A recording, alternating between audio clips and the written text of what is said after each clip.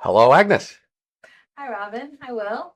Hi, Agnes. Hi, We are Robin. joined again by Will, I'm back. and he's going to tell us what we're going to talk about. Yes, We don't know. kept it well, a surprise sort of. I gave you a little hint a couple of days ago. It's a topic I'm curious about it. I think I'm probably quite confused about it. Um, but this is something that there's a lot of discourse and there has been for many millennia on this very topic. And it's kind of like, why is truth good?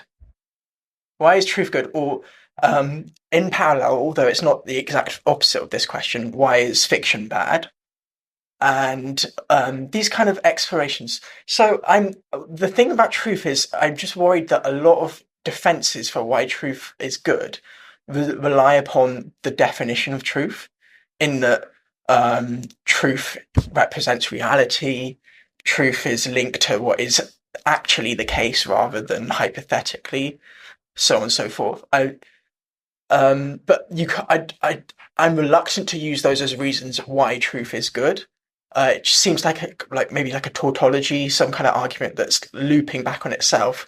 It's defined itself, and then someone else is saying it's good because truth is defined as truth.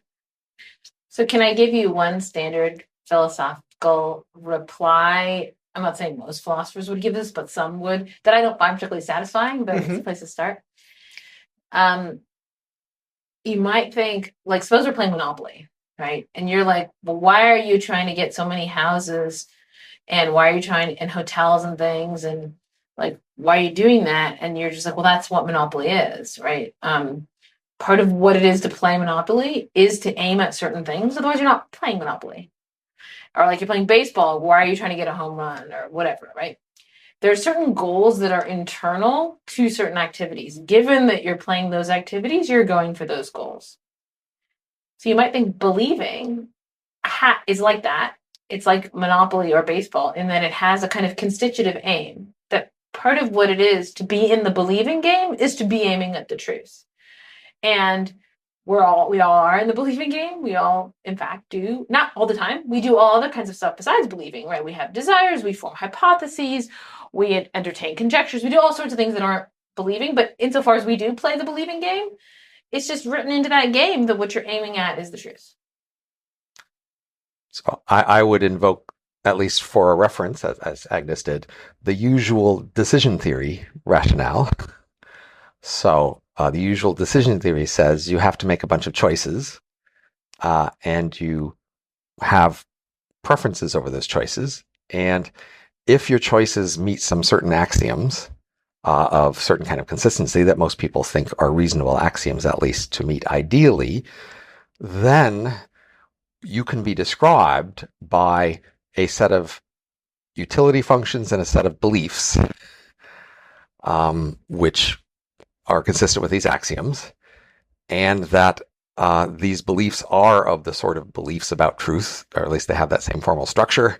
And within that formal structure, if you were to get more information that narrowed your belief distribution, then you would make better decisions according to standard decision theory. So standard decision theory says that, there's a set of possible worlds. You don't know which one you're in. You want to make the decisions that match the worlds you're in and the outcomes you want. The way you do that is you have a set of preferences and you have a set of beliefs.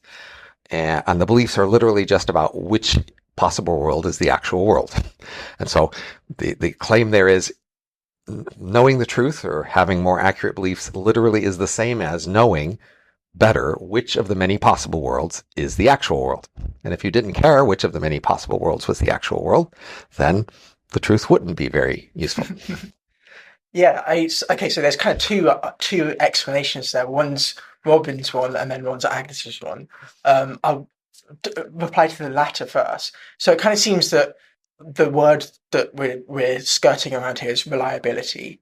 So truth is reliable, but I also don't. I'm not fully convinced that that isn't also the definition of truth. Is that truth is reliable, and so to say truth's good because it is reliable, I'm I'm just for some reason I've got the idea that this is a circular argument is really toxic to me, and I'm kind of allergic to it. So anything that seems like it's Well, looping back on itself. but Do you reject or accept the concept of many possible worlds and one actual world?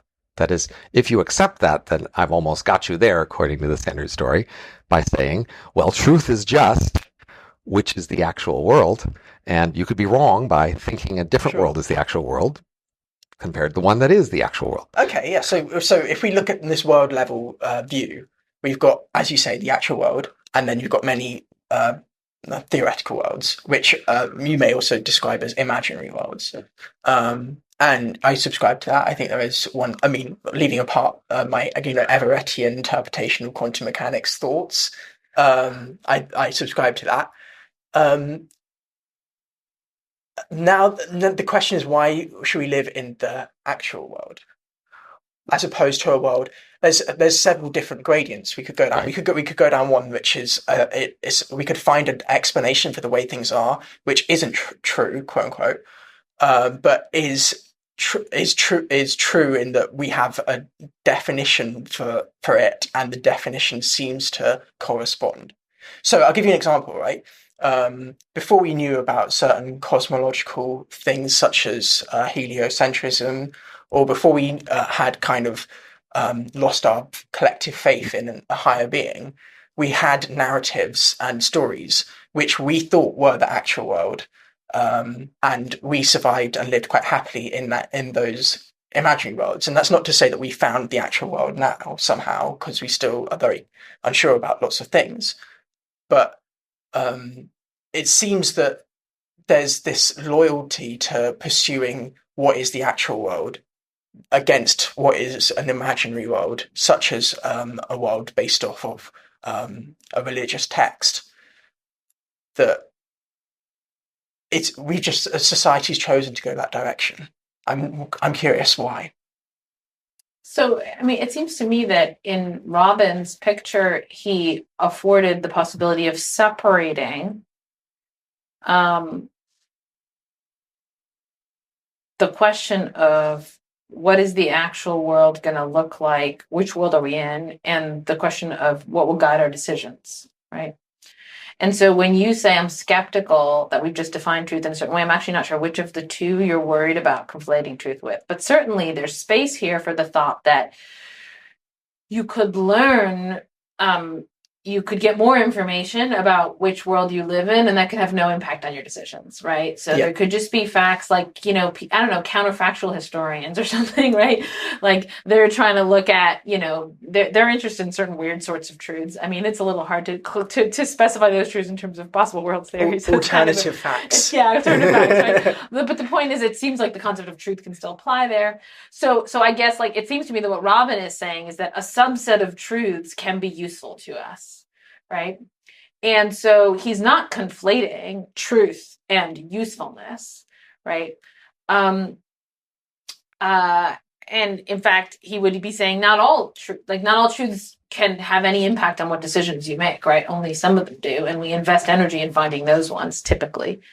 But so is your worry that even the sort of more minimal claim of truth is where truth is knowing which world you live in, regardless of whether that's going to be useful to you or not, that even that may not be capturing the concept of the truth? Or is it that you want to separate out the idea of truth and what's useful in making decisions? I think it's more the second one. I'm curious. I should also say, like, I'm someone who is quite scientifically minded, so obviously I care what is true because I'm interested in doing analysis on the world, and I find it useful in that sense. Where this started was this point of like circularity, or at least where I could sniff some circularity, but maybe that's an illusion in and of itself. Right, because I guess if you pick the second one, that's what I thought you were picking, then I really think there isn't circularity. That is, there are two different concepts that he's bringing in. One is which world is the actual world, and the other is what bearing does it have on our decisions, right? And the first is the question of truth, and the second is the question of how do we live well or something. And Robin is saying that decision theory says that this thing over here, which is defined independently of whether or not we make any use of it, Mm-hmm. not circularly, right? That thing actually is going to help us typically, sometimes, some subset of those will help us make decisions. So I think it might help to try to paint the picture of the non-truth oriented people in as vivid a way as possible, because I think if you look at that picture in enough detail, you will see a version of truth there too. So let's imagine a religious community, and we're setting aside all the practical ways they farm and build houses and things like that. We're just focusing on the topics where they talk about their religion. And there's a set of priests and other people in this religion, and they are making claims, or they're discussing various claims about the Holy Scriptures and the various events that happen and what their gods might approve. And in that world, they are socially coordinating so that, for example, when the priest makes a statement about a certain topic, they just make sure they never disagree with that in the future. And so, it's a socially constructed process by which they chose that, but then they're just going to stick with it. And so over time, they accumulate these things they've all decided to stick to. And you as a member of the religion want to do that too. You want to go along with that. But along the way, it's somewhat useful to guess what the next version of that will be. And because you have to pick sides in these various political battles, and you want to pick the side that's going to be aligned with the one that's going to be officially declared instead of the one that won't be. And we could say that it's the opposite of a truth-oriented world, because it's all focused on the social community and what they arbitrarily pick. But nevertheless, you as a member of that community have this decision theory task, which is what will they actually pick? And for you, that is the actual world compared to the possible worlds, and you're trying to guess where will the community go in terms of making one choice or another. And so you use decision theory in the same way you might just do it anywhere else. You're saying, I'm trying to predict what this will be. I'm using my various clues to guess that. The truth is what they will pick, and that's the truth that's relevant here. So this is my attempt at a construction of saying, try to imagine the world that's the least truth-oriented, and there's a kind of truth that matters there too. Yeah, even within a world of fictions, you might still be wanting to operate in a way which is reliable, predictable, right? Which is kind of by definition true to the story. Exactly. Yes.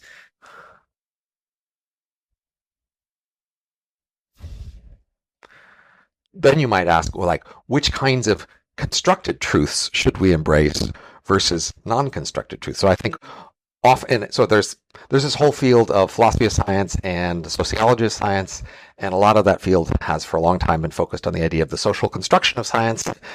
And, the key claim that many people disputed or that bothered them was the idea that the social truths that science produces were socially constructed. They were the result of some negotiation, political process rather than an objective nature. But for our purposes here, it's still just as much a truth. Yeah.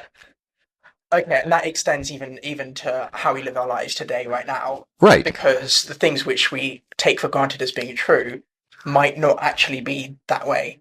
But we can still act in a way which seems to conform with decision theory, because we're just using what we know will continue. Is that the process there?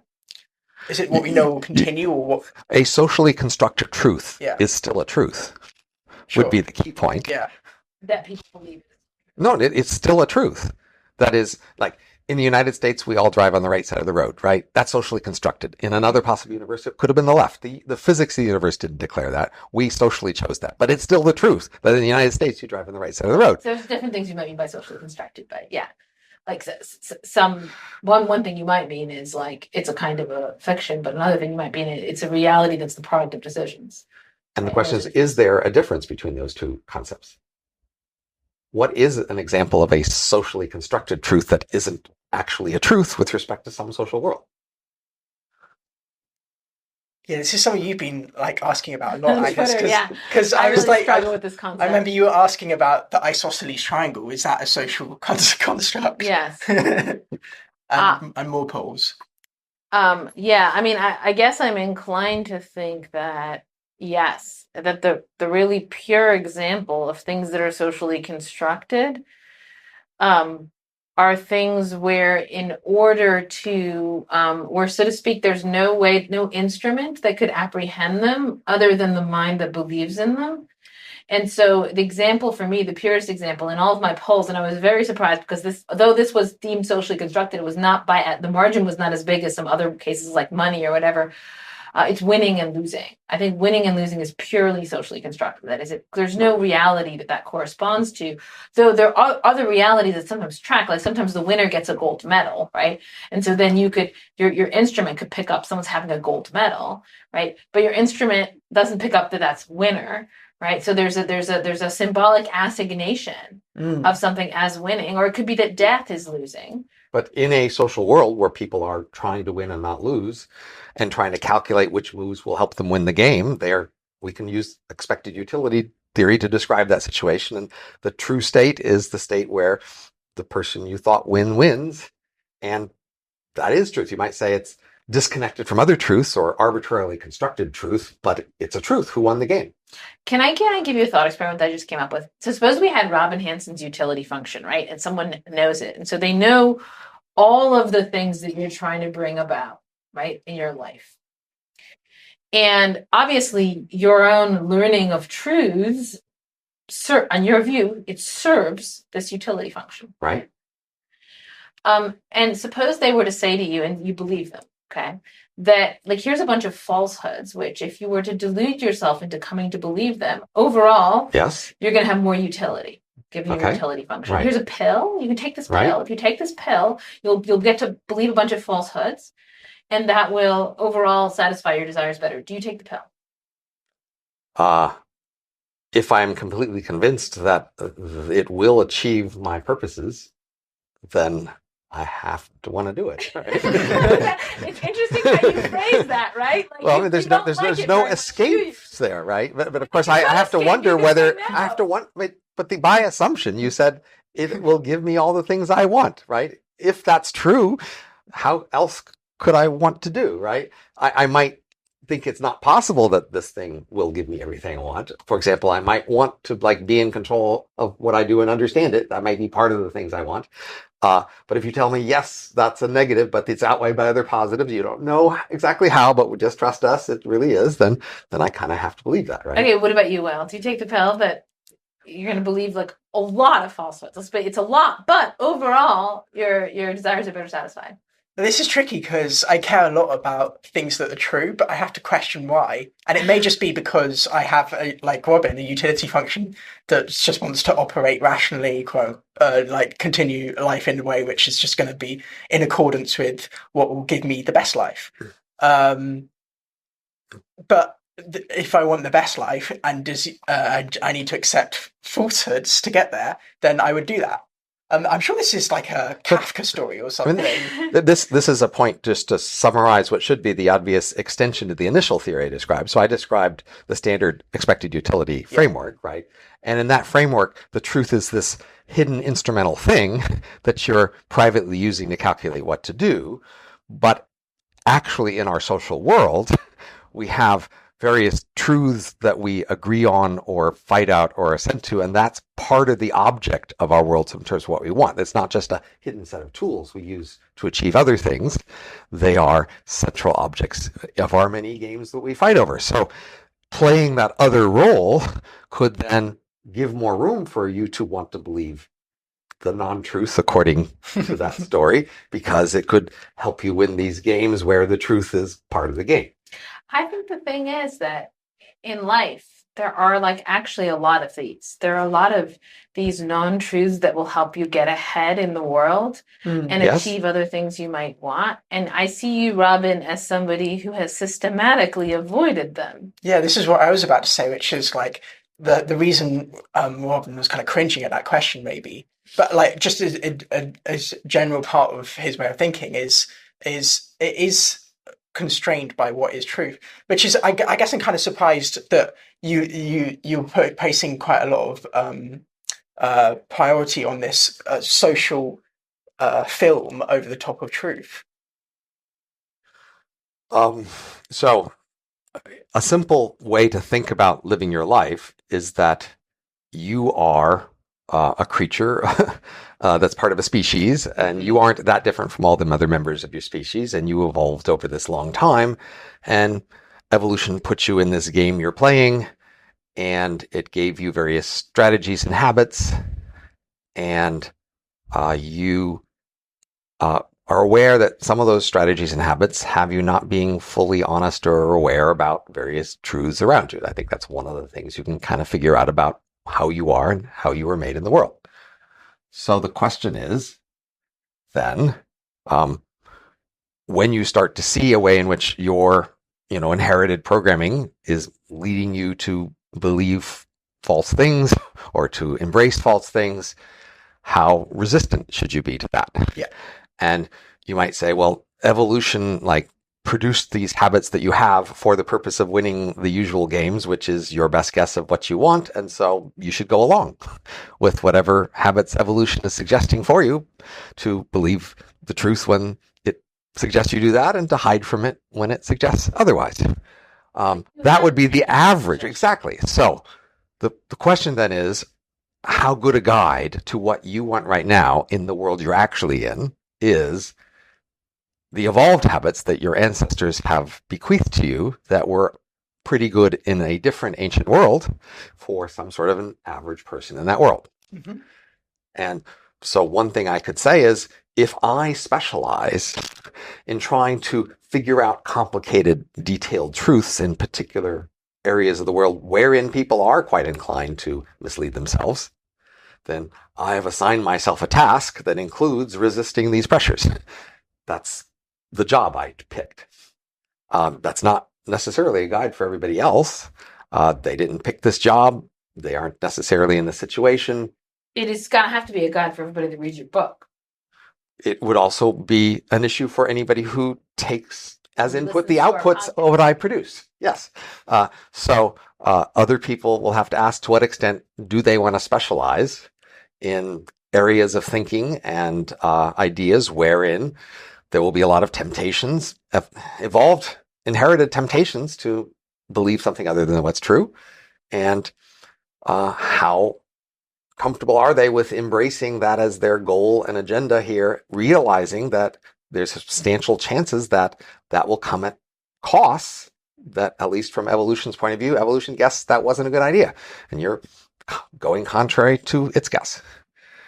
Yeah, so I think the angle of evolution here is interesting. Kind of, we talked a lot about evolution last podcast, but I asked my friends this question. That's this question about truth, whether or not truth is something that we can appreciate without defining itself.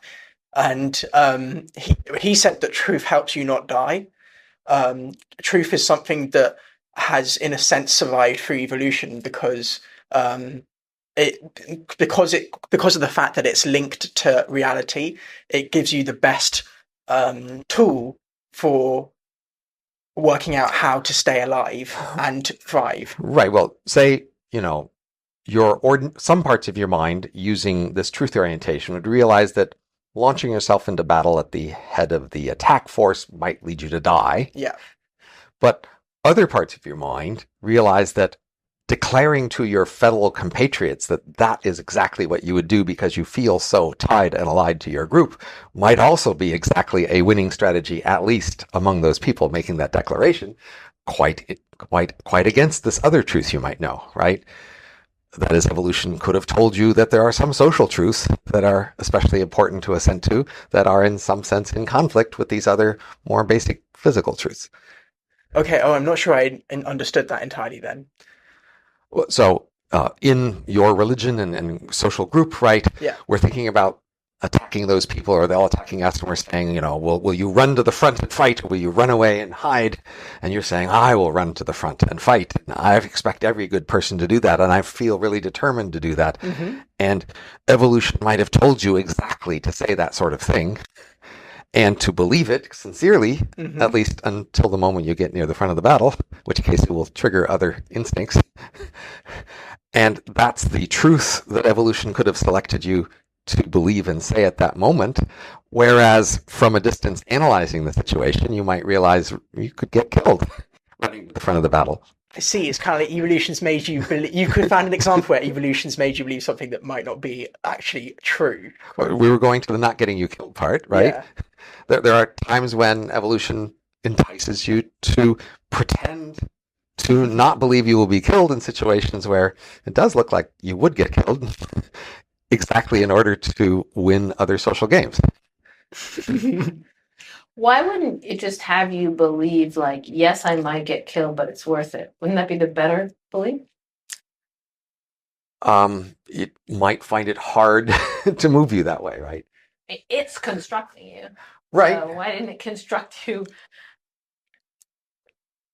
Is it because it doesn't have groupthink? Isn't that the thing here? It doesn't have a type of thinking where this idea that evolution is this evolution is kind of an abstraction of what a gene individually wants to do, and within your body, it wants to stay alive or it wants to pass on to a next descendant. So to die is counterproductive to that aim. Right, but risking death might be worth it because you have a chance to pass on your genes to the more upper class members of your group. So from the point of view of decision theory, it's completely accurate to say that if you want to change an agent who has beliefs and preferences in order to get them to take other actions, it's sufficient to just change the preferences. You don't necessarily need to change their beliefs.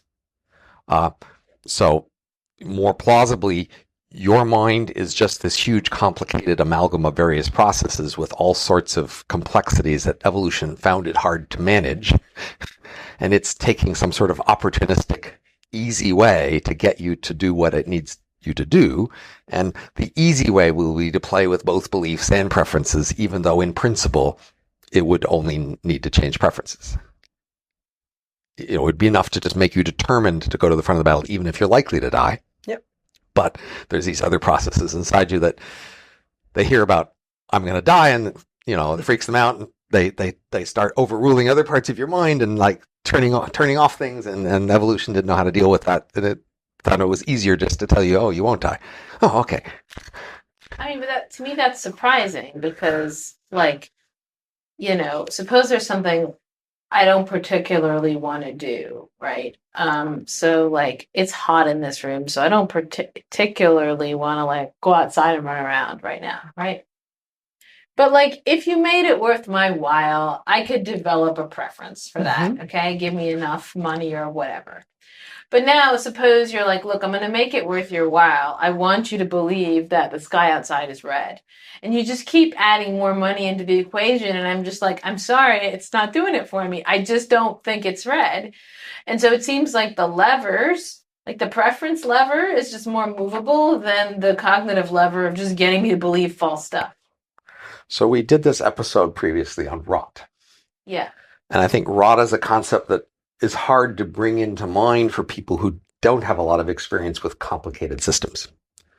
So I think anybody who's inherited, say, a large complicated software system or even rule system for a company, and then tasked with making some change, is very familiar with the concept that even though in principle there would be changes only in one section that could produce any outcome, as a matter of fact, you'll be searching for easy wins that allow you to make minimal changes to do whatever you want. And so most people in large bureaucratic or software systems are looking for these things called hacks. A hack is exactly not a general elegant solution, but just a opportunistic small local solution that will locally get you what you want, but in general, not get it in general or an elegant way that'll make it easier to make more changes. So your mind is hacked. Your mind is a whole collection of hacks. Evolution hacked your mind because it really couldn't have a large integrated abstract perspective. It could just at each point, make one win and another lose in order to move your ancestors toward what it wanted. Can I ask you a question, Will, about this question? Yeah. About what's good about truth? So as I see it, human beings have two fundamental forms of motivation. One of them is to believe what's true, and the other is to pursue what's good. And Robin is inclined to do a translation thing. Well, the reason we want to believe what's true is in order to pursue what's good. I'm not sure about that. That is, I think we have a pretty strong, robust, just independent thing where we want to believe what's true, even if it's not going to be good. even if it doesn't satisfy our desires or preferences. And I don't think that can be captured as, well, we have a preference to, that is. I think I could reconstruct the examples. Well, you'll believe more truths if you believe this lie. I still don't want to believe why. Okay. So to my mind, there are these two basic motives, and you were worried about one of them, namely the believe what's true one. And I wonder why you're not worried about the other one. Like that, you're like, why aren't you like, well, there's this thing we call good, you know, and we're always like after it. And like, is it just whatever we pursue, or is there anything out there? Or like, why are you also worried about that and about it's being in some sense arbitrary, or are you only worried about truth? I think I probably am worried about that. But I also recognize that like I have very limited experience, like really thinking about these things in general. So I'm concerned that some things are very tricky to define and to untangle, so that we can be extremely confident that appropriating them or trying to make progress towards them is a good idea. So I guess that's kind of where this truth questions come out of. It's interesting because from the way you phrased your question to me, it made me think that you wonder whether I'm seriously questioning truth.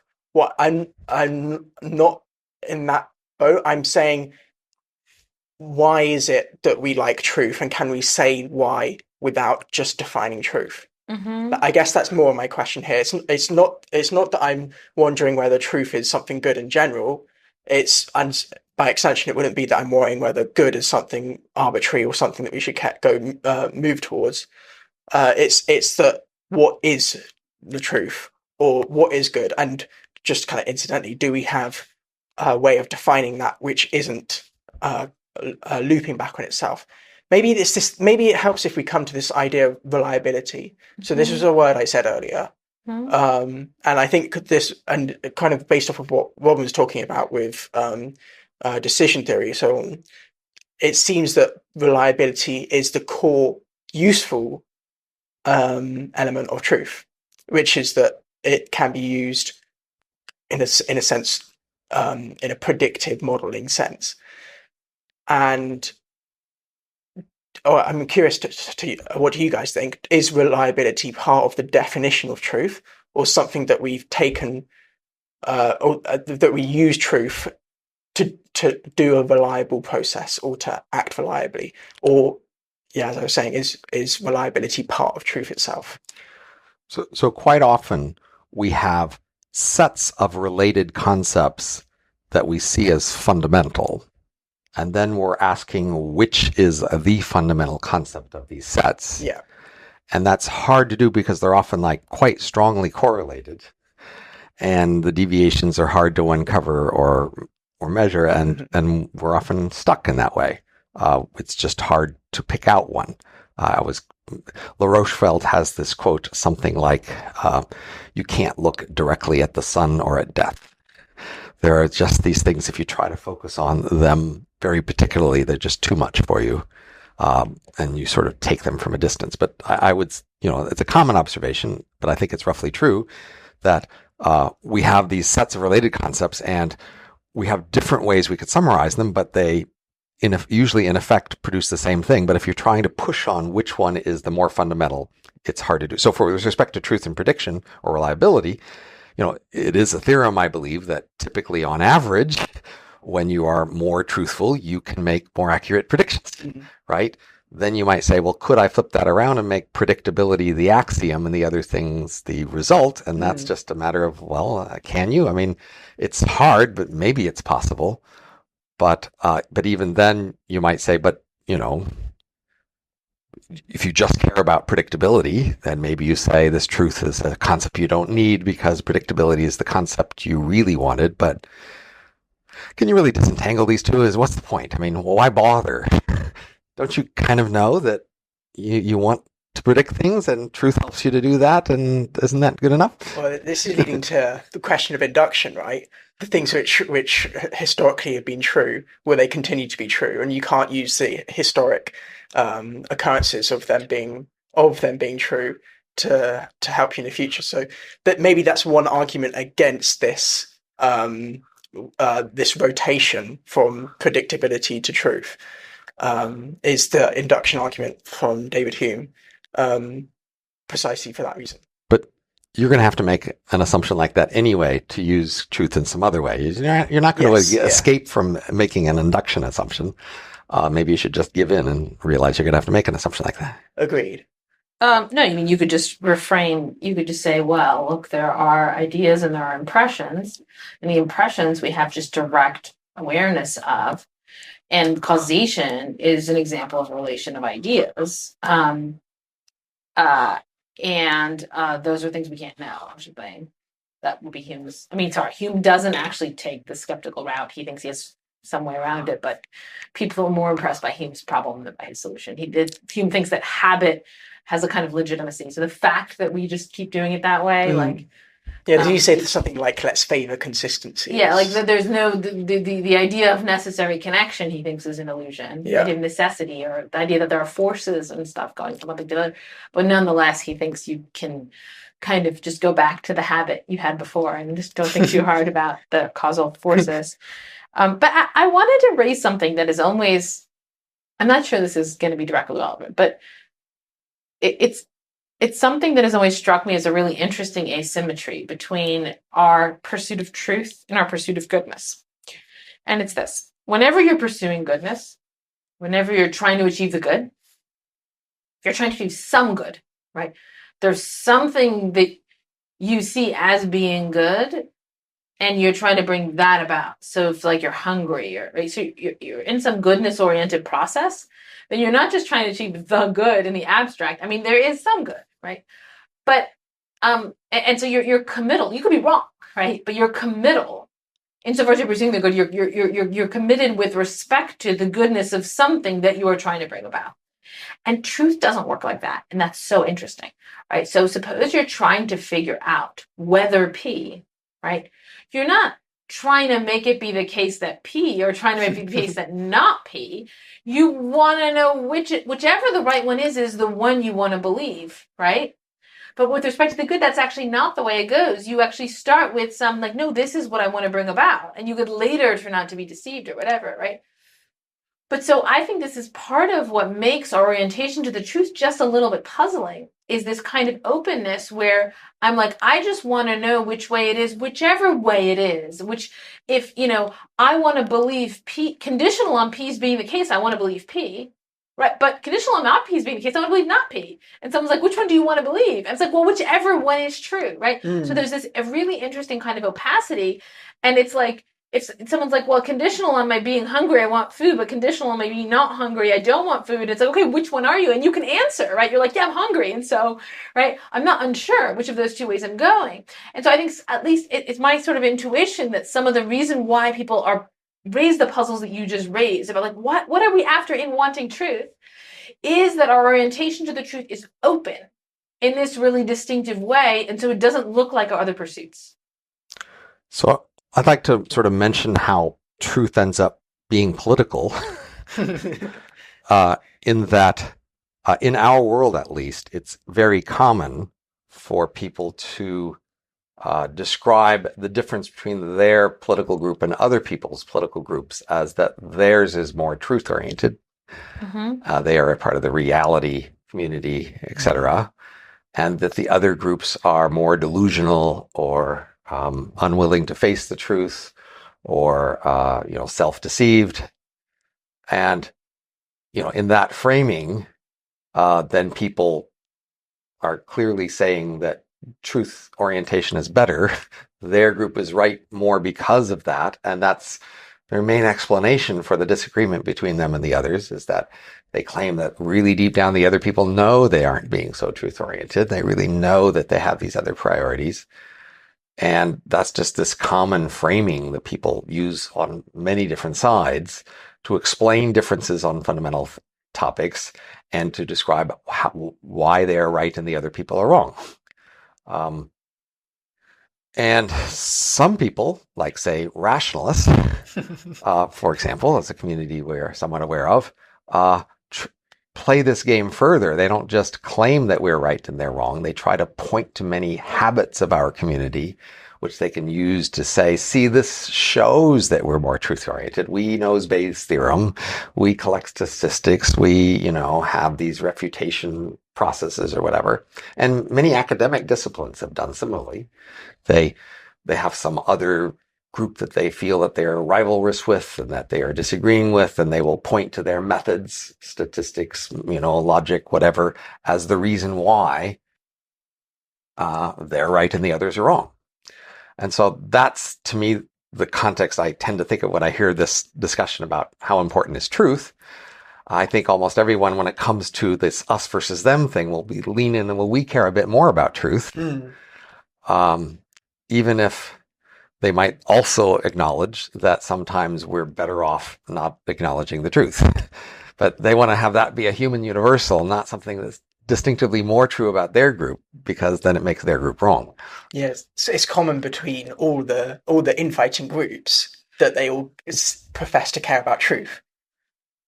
Right, in the abstract, when it's us versus them. But if you when you move aside from the what group are you with context and start to think about, say, being romantic and how much you believe in your romantic ideals, then people will start to celebrate like being optimistic. Yeah. And not necessarily being cynically oriented toward raw facts, but then they'll celebrate some other stance toward truth outside of this political rivalry.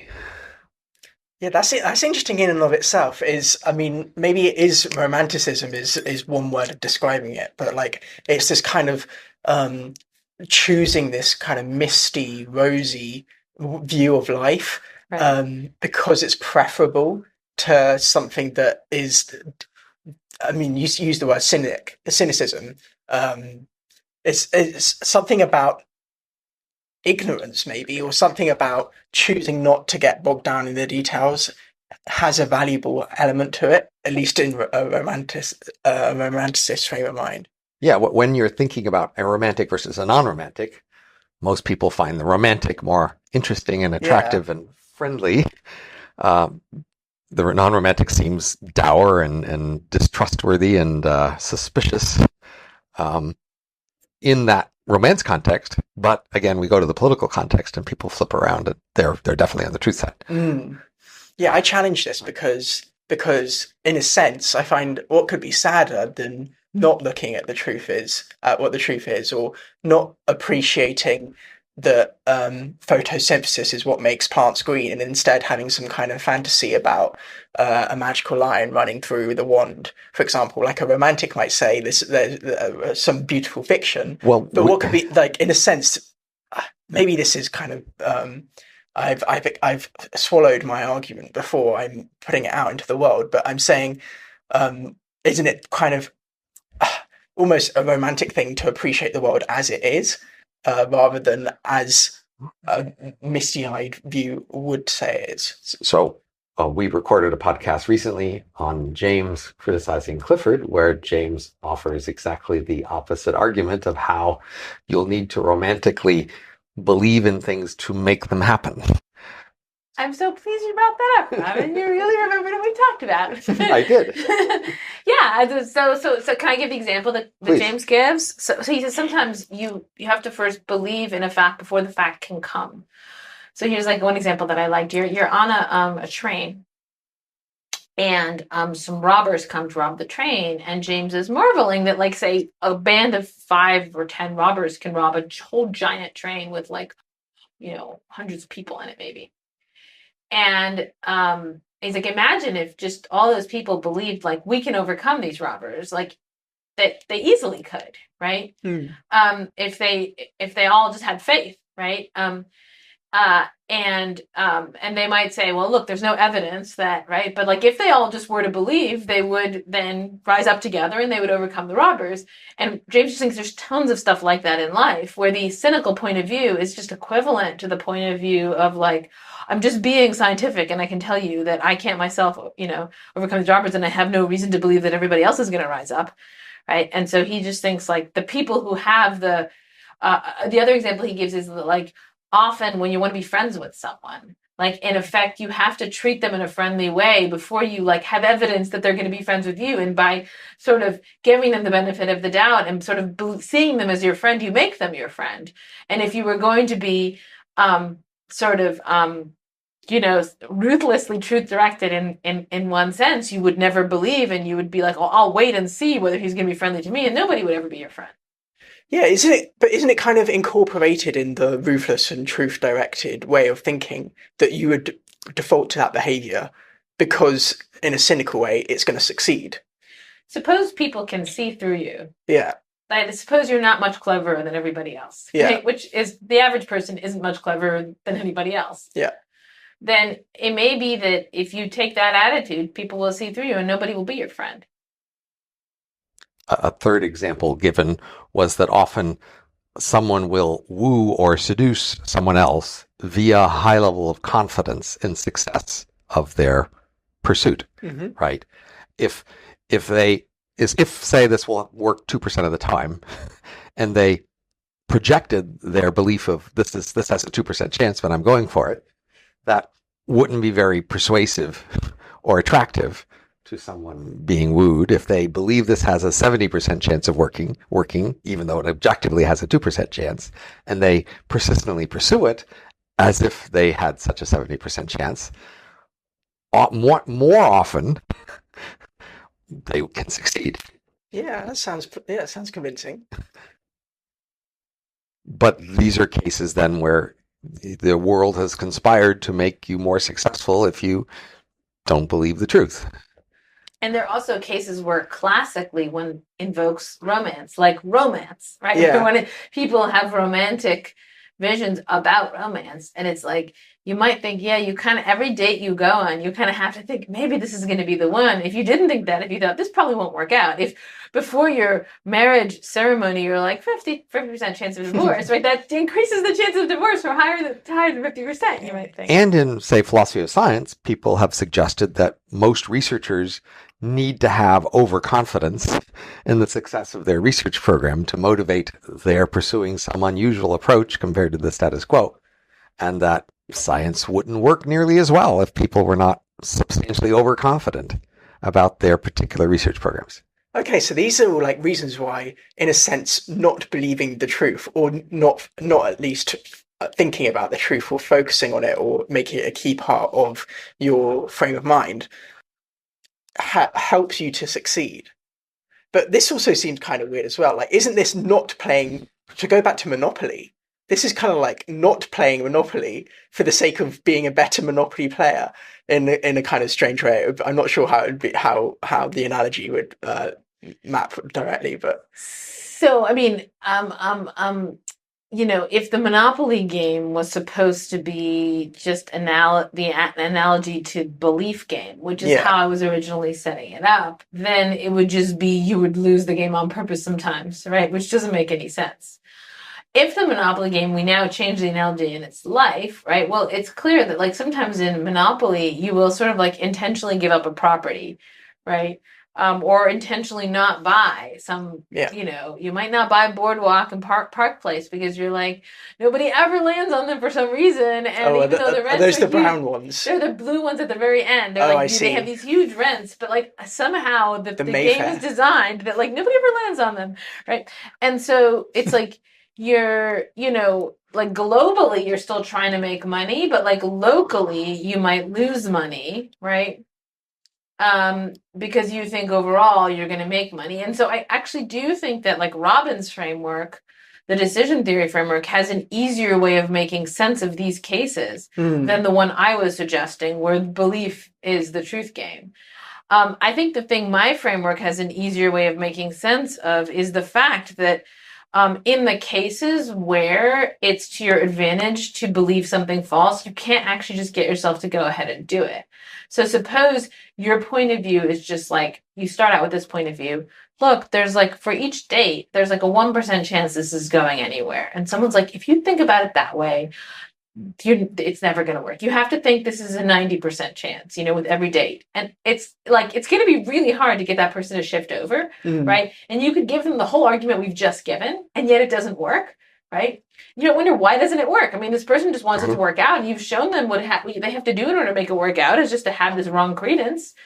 Why can't they just adjust in the way that you would adjust with the properties? But as an actual practical matter, many people do successfully grow up in environments where they are trained in habits of dating and professional competition and school, such that they assimilate habits that are basically optimistic lies. Yeah. But they never had to explicitly address it and consciously adopt it, and so they can quite successfully be not truth-oriented in those strategies. Absolutely, but the question is, why did we have to do that giant rigmarole, right, with respect to preferences? I mean, you can just shift and adjust when you see you have reason to do. Here, what you're saying is, in effect, you have to elaborately construct the environment such that the person winds up believing, no, really, it is a 90% chance this time, and they're like insisting that this is the truth, right? That's a distinctive feature of the truth, that it works that way, that you had to do this very expensive process to get them to believe it, which is a process that appeared to make the world like a kind of Truman Show type world that you set up for them, where they're like, they have all the beliefs that will make it work out for them, because you couldn't just get them to just select those beliefs, even though all they want is to be happy. I was kind of interested in something you were talking about earlier as well, Agnes, which is this like almost in what direction is the gravitational pull. Mm-hmm. So you were talking about truth having this strange thing where you care not for what the answer is, but you care about the fact it's true, as opposed to other situations such as goodness, where you do care what the answer is because in a way the quality of its goodness is somehow more closely bonded with the thing itself, as opposed to this truth, which is a big circle around everything. I don't know if I had a line to go on that. I mean, your concept of reliability is then closer to the concept of goodness, right? So yes, reliability is the sort of thing that you know which direction you want it to go. Yeah. And you're happy when it goes there. And that might be a reason to think of reliability as more fundamentally what you want than the truth. The truth, you want the truth indirectly because it produces reliability rather than vice versa. Right, but your original worry, when you were like worried about Robin's view, was something like, yeah, but why think the truth is just reliability? Like, is that somehow circular? Is there something something going amiss there? And I guess since there is something going amiss, here's another way to think about it, that philosophers sometimes like to think about it. We have two basic kind of mental states, mental orientations to the world. And they are the orientation of belief and the orientation of desire. And when I have the orientation of desire, then I have in my head some representation, like, say I want a cupcake, right? Mm-hmm. And I have a cupcake image in my head, right? And then I'm trying to make that real. Like, maybe I go to the cupcake store, maybe I bake a cupcake, right? So I try to make the world is sort of soft and malleable, and I try to mold it so that it has the shape of my mind. Yeah. That's how desire works. That's how the pursuit of the good works. Belief goes the other way, right? It's that, say I want to know, is there a cupcake in that store, right? I want to know that. Well, then my mind is like a blank, right? And I want it just to reflect whatever the truth is, right? So first, the world is fixed, right?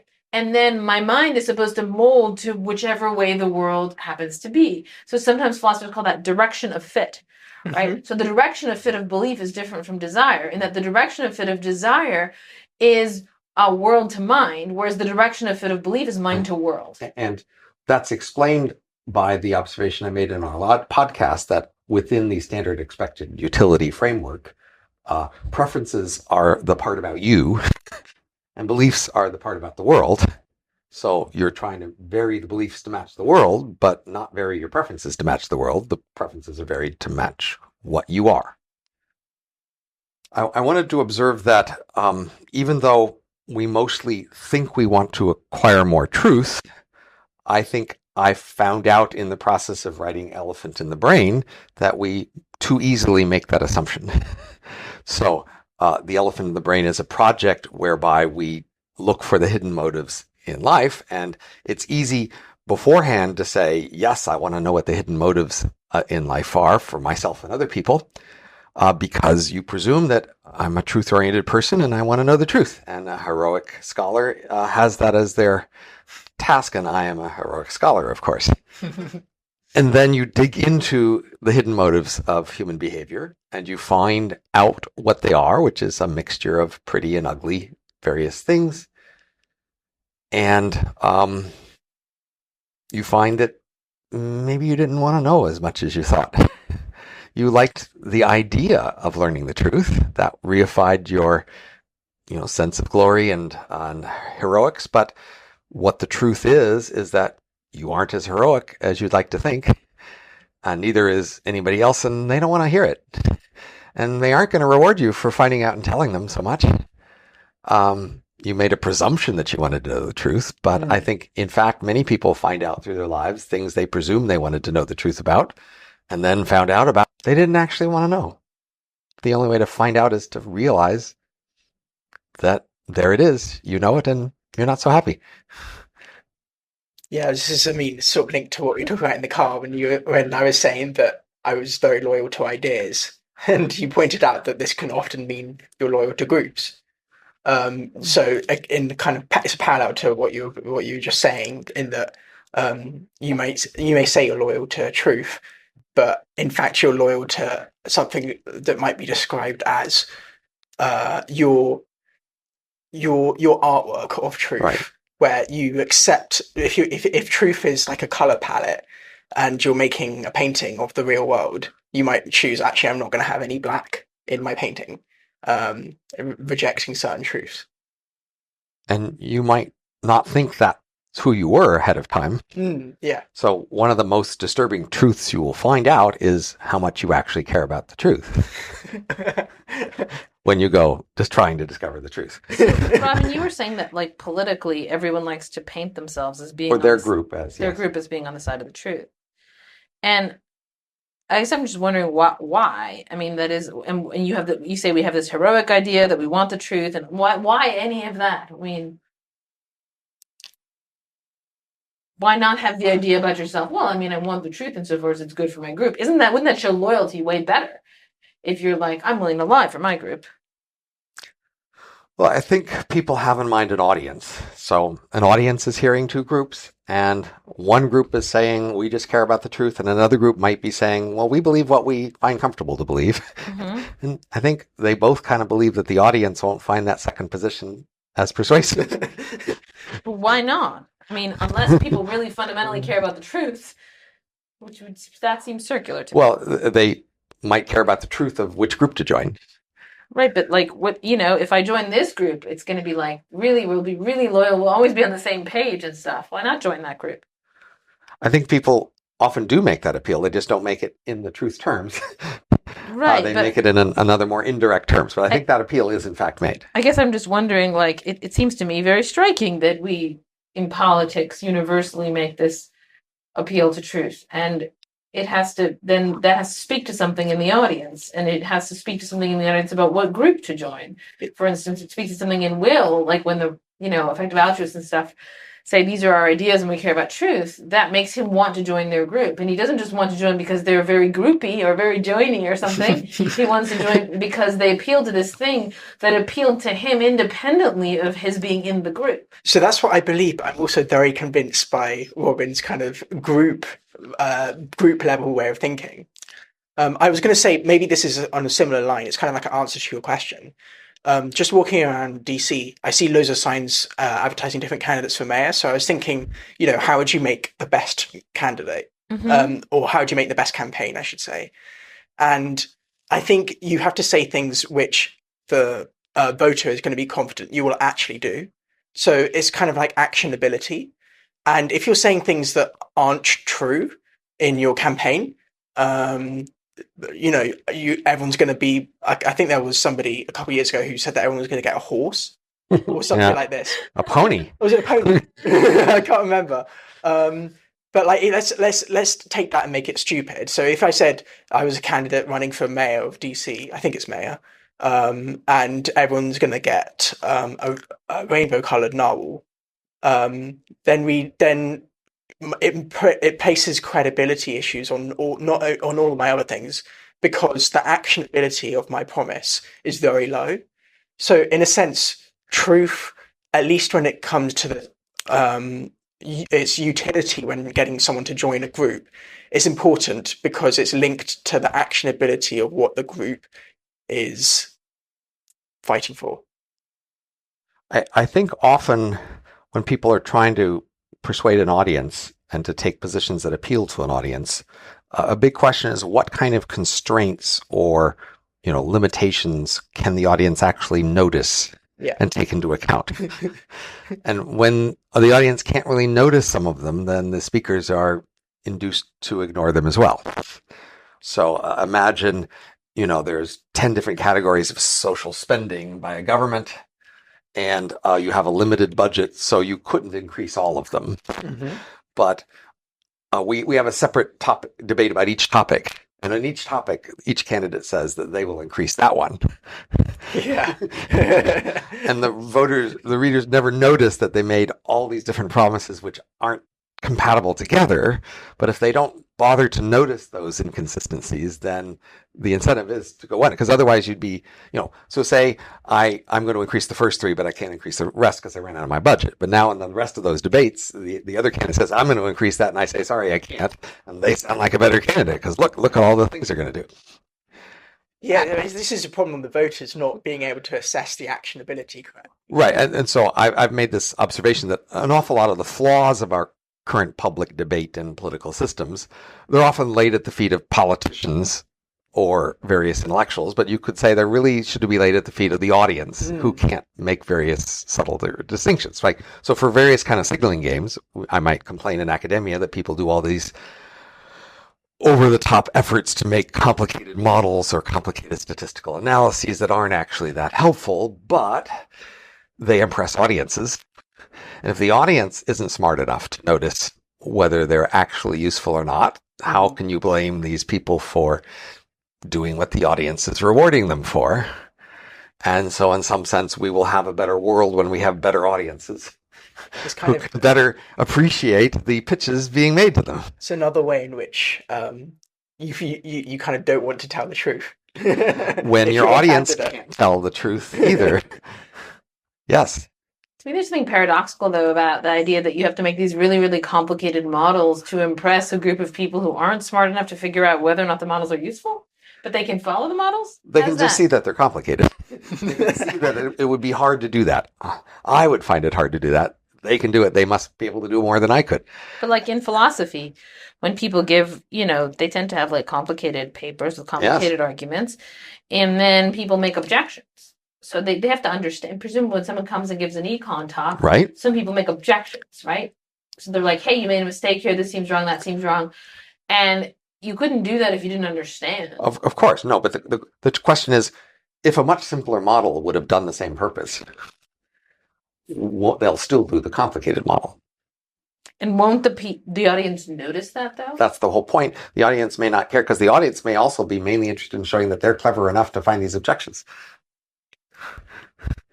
And the ultimate audience, who's the consumer of all these things, is just going on the fact that these people have been selected out of this competitive process to be the ones who can make the complicated ones and find the holes in the complicated ones.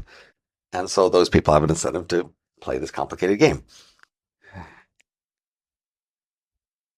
And again, if the audience were smart enough to be able to see, isn't that more complicated than you need? Then maybe this process could be deflated. But when the audience doesn't notice that or doesn't bother to ask that, then the game goes on. Okay, so how about this concept of a useful fiction? So I think that's kind of what we've been approaching here with this idea of debate candidates each promising something which isn't actually actionable, at least when viewed as a group. But for them, that's a useful fiction.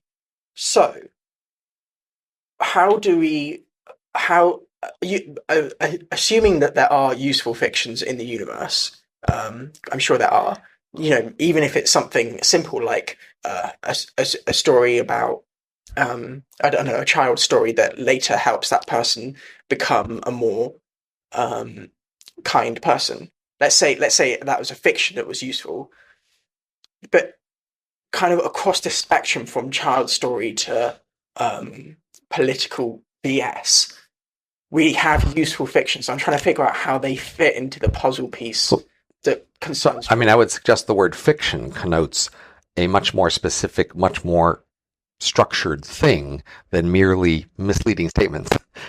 Yeah, the world is full of okay, usefully misleading statements, but fiction connotes a very particular subset. Yeah, I mean misleading statements, something that's a falsehood, essentially. But I mean, I think that even a statement like fictions are pretty much the only things that are guaranteed to be useful, right? Because somebody had to make them up for some reason. Whereas like many facts aren't useful at all, right? So a fiction is designed for a purpose, and a misleading statement is designed for a purpose, right? You want to mislead people in one way rather than in another way because it's useful. Yeah. So all fictions are going to be useful. The question is just to whom, and are they net useful for everyone? Which maybe that's the interesting question. Yeah, maybe that's. I think that there are definitely some fictions that are net useful to everyone, or like not definitely is too strong, but plausibly just the fictions that have withstood the test of time, like Homer's Iliad or the Bible or whatever, it's likely those are net useful to people given that they have stuck around for so long. Let's just point out that models are false. That is, in almost any area of intellectual inquiry, a common thing to do is to produce models. They are simplifications of reality that can be more easily followed. Their implications can be traced out more easily. And we quite often use models because we can do those things, and we know that models are false. That is, they are oversimplifications. Very nice. Yeah, okay. But then, like all fictions, they're useful. So maybe the fictions are useful because, like a model, they're correlated with truth. Well, they can be useful for many purposes, sometimes to mislead people, sometimes to help people see the truth. So you could say that a model literally helps people see the truth better. Yeah. Because otherwise it's just this opacity of cloud of ununderstandable mess, and at least a model shows them some patterns they can make sense of that otherwise they couldn't see. How about for Homer's Iliad and the Bible? Do you think it's because in a weird way they're a model that they've survived? I think that, so I have my own theory of fiction, of artistic fiction, which is that they're designed to show us the bad side of life. So there are, Robin was bringing up the fact that like knowing which world you're in of all the possible worlds can be useful for making decisions. But there's actually a lot of stuff you might learn that's not that useful for making decisions. Like, how profoundly are you suffering right now or something? What are all the... Get a really fine-grained and detailed understanding of all the ways in which you're unhappy and all the ways in which the world is structured so as to make you miserable. Like, all of that might not be that useful for you in guiding your life, but it's like a bunch of truths, right? You might be interested in those truths. And I think you systematically turn your attention away from them because they're not useful and they don't give you guidance. And my own view is that the blunt instrument view of art, of what art does for us, is just allow us to see that like dark side, the dark side of the moon, the dark side of human phenomena, the bad part that we tend to look away from to whatever extent we can. And so you'll just find that when you look at fictions, they focus on bad stuff, on happiness, on suffering, on betrayal. The good stuff tends to have a, highlighting or something, like it has a secondary role relative to the bad stuff. And so then which fictions survive is ones that really bring home to you a certain set of evils. Right? Now, what are the evils that Homer's Iliad is trying to bring home to you? I think, I'm not sure if it's going to be the same for every audience, right? But like one is just the problem of having a side, like a military side, right? So the Iliad is about this dispute between Agamemnon, the leader of the Greeks, and Achilles, the best fighter, for power, right? And it's like, how does the Greek side hold together if the person who's in charge and the person who's best at killing aren't the same person? And you're always going to get this problem with groups or they have trouble cohering. And really, if I think about Genesis, the first book of the Bible, it's a very similar problem. You have this problem of a group, which at first it's just Cain and Abel. I mean, it's just two brothers, but like, which one's going to be in charge, right? You got to get one, kill the other. And, you know, what you have is like, you know, if you think of,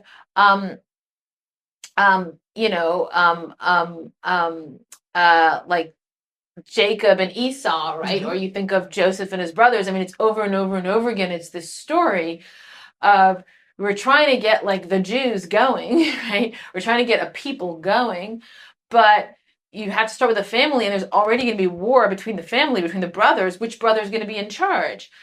And so like that's like a fundamental human sort of like evil or problem of group organization, right?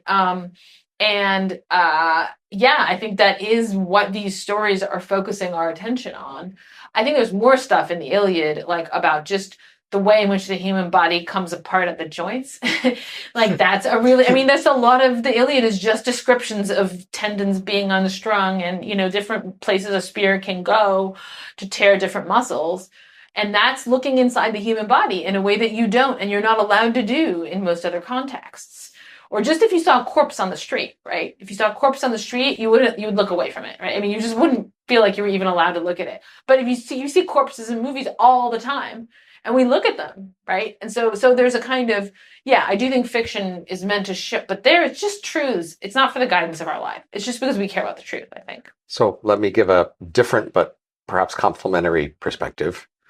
And then after that, maybe we'll have the final word. Yes, that sounds fine. We're running out of time. In general, human world is full of all sorts of structures and things that are curious and different from the rest of the animal world we've ever seen. Not just stories, hospitals, traffic jams, hallways. There's just all these things in our world. Mm-hmm. And people often ask, why is that thing there? And the fact is that for almost all of these things, because they are touching on so many parts of our world and lives, there are a great many social and formation structures that make those things be there and form how they are. And so, but we're often asking, well, but why is it there? And so, in principle, you can imagine lots of different social pressures that could be structuring those things. And the hard part is to disentangle, yes, but which are the more important ones? But often sort of the conversation about these things tends to go, people tend to look for, optimistic or idealistic functions. We want to tell a story how about our world is good and how it works well. And so we might tell about how traffic jams give you time to think before you get home, or, how the fact that it takes time to cook means that you can pause to savor the smell. I mean, we make up all sorts of stories about why things have various purposes. Why does the leopard have its spots? And the problem is that we are prone to sort of find pro-social reasons, like that make us all look like good people working together to achieve things, or even to make it look like it's a good thing that it exists, like, say, a traffic jam, where maybe it just shouldn't be there, and there is no good reason for it. And people want to show their creativity about making another explanation. And so I think what you really need to do, to be honest, is to go through for any one of these things, collect a list of all the plausible explanations you can come up with, and then make a list of sort of key observational facts about this thing that you might need to explain, and then try to do a match where you say, well, which of these explanations can explain the most of those puzzling observation facts? And at the end of that, that's where you would get a best guess about the theory. But what you mostly see is someone just saying, here's theory A, and it fits some facts, and then they're done. And then they go on, on to the next topic. And so I think way too much sort of haphazard theorizing, where people are just happy to have named any theory that could explain something without doing the systematic comparison of different possible theories and what are the subtler facts they could explain. And so I just think if you want to explain something like stories, that's the process you have to go through. I've gone only part way through that sort of process, but there's a lot of subtle things that you would bring in, and there's a lot of theories you could invoke. And so, and what Agnes mentioned is certainly one of the plausible theories, but there's a lot more. Got it. Oh well, as for final word, I don't think I have anything too profound to say. Maybe a little humble reflection on the relationship between art and truth. It's kind of potentially linked to what you were saying about if it wasn't truth. This is something you were saying earlier, Robin. If it wasn't truth, it would be like a jumbling cloud with not much identifiable within it. I think if I recall my favorite pieces of art or my favorite stories or movies or to some extent music, I think it's because they've been realistic that they've become my favorite, because they have this link to reality, this recognizable flavor that this is true, that they become my favorite. And maybe to link back to the ancient stories that have lingered throughout history, such as the Bible, it's because these best encapsulate truisms about human life that they've survived, perhaps. We can only guess. And that's our podcast.